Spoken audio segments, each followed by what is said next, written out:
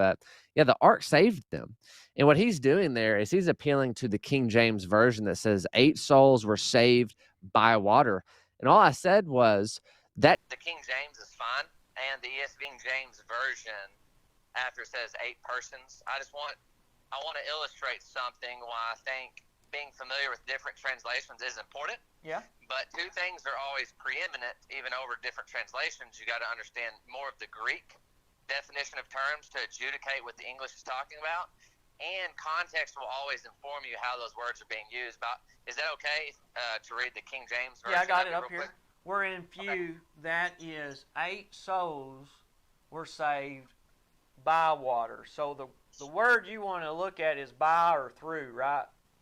Sure. Now, hear me. I'm saying the King James is fine, and the ESV, any word-for-word translation is fine, but I do think this text is harder to understand because of how the King James is rendering. It's saying that they are literally being saved by water, as where the ESV kind of qualifies a little bit more. We're brought safely through water, but they're saying the same thing. I just wanted to point that out.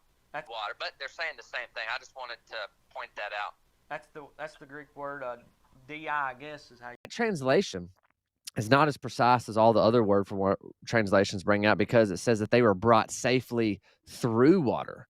But they're saying the same thing. I just wanted to point that out. Okay, well, that changes the whole dynamic of the passage. And all I said on his channel was, when we read water saved these 8 souls, saved by water, we have to ask ourselves, what is the story of Noah and the ark? We have to but they're saying the same thing. I just wanted to point that out. Go back to Genesis and see actually what happened, because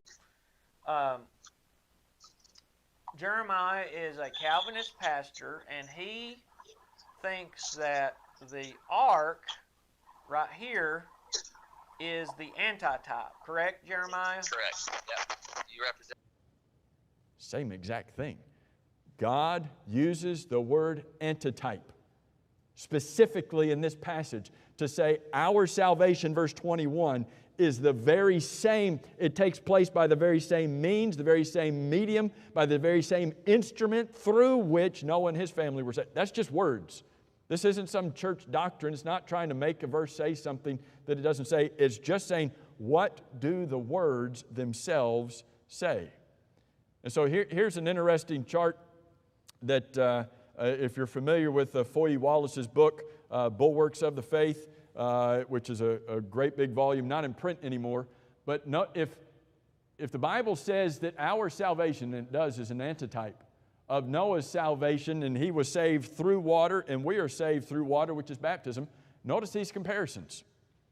Water saved Noah from the sinful world. What does baptism do? Saves us from a sinful life. That's what 1 Peter 3 verse 21 says. Water delivered Noah from physical death. What does baptism deliver us from? Romans 6 verse 3 says from spiritual death. We saw that a couple weeks ago. Water was the line of demarcation between the old world and the new world. Romans chapter 6 says it's the line of demarcation between our old life and our new life. Water separated the saved from the lost. Baptism separates the saved from the lost. Mark 16:16. Water cleansed and purified the earth. We'll see these verses next week. Baptism cleanses and purifies our souls. Water buried the evils of the world. Baptism buries the old man. From the water emerged a new world. What are we raised to walk in? A new life. Water was the means by which God exercised His saving power. And we'll see in just a few minutes that's the same when it comes to baptism. God uses the word antitype in 1 Peter chapter 3 and verse 21 for a very specific reason. To point out that just as Noah was saved through water, there's something that now corresponds to that saves us. It's funny. Some people, this will be in the notes, and we're going to have this in a book in the last class of this, and so we don't have time to get into it today, but it'll be in the book. There's some people who want to come to 1 Peter 3 and verse 21, and they want to make the baptism to be something other than water baptism. Well, what does the context demand? The context demands water. Verse 20 is water. I don't know how you get to verse 21 and all of a sudden lose water.